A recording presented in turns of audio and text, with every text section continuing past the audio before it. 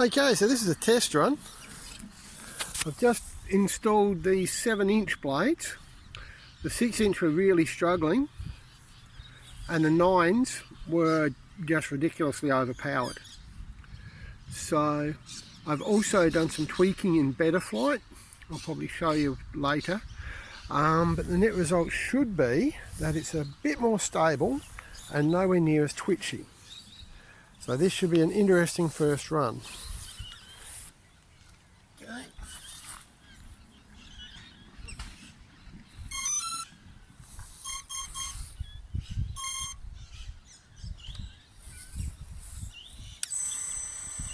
Okay.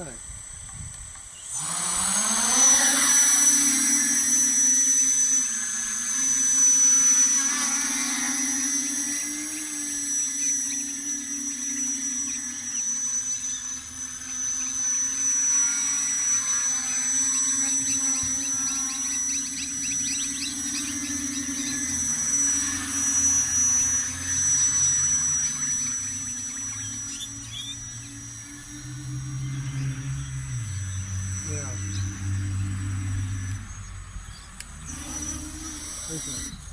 Now we're just testing the kill switch. So I need to adjust it. It's still too high, but at least it stabilises, which is the important thing. Cool.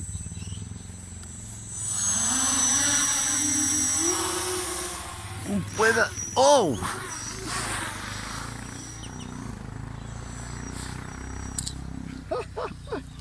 Okay.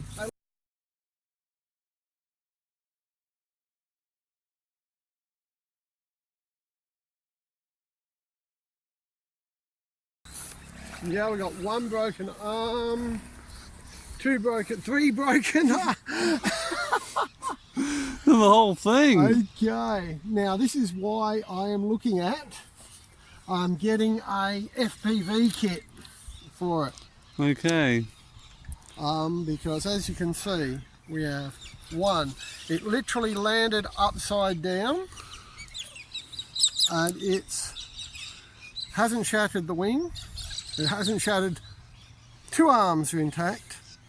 The 2 red ones are printed with PLA Plus, which is significantly tougher than PLA. The 2 backplanes that have shattered here and here were actually printed with normal PLA, and these are the originals, and they were printed very, very light because I didn't realise how close it was. But anyway, that was spectacular, and now it's going to be another 2 days of printing. But I did my first flip. I actually got it to flip a couple of times, so I'm pretty happy with that, even if I'm not happy with the level of damage. What I should have done was to hit, if the kill switch was wired better,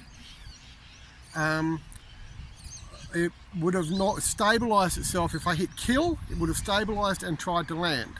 That's part of the configuration that I'm still working on. Oh well, it was a good try. Stop recording. Yep.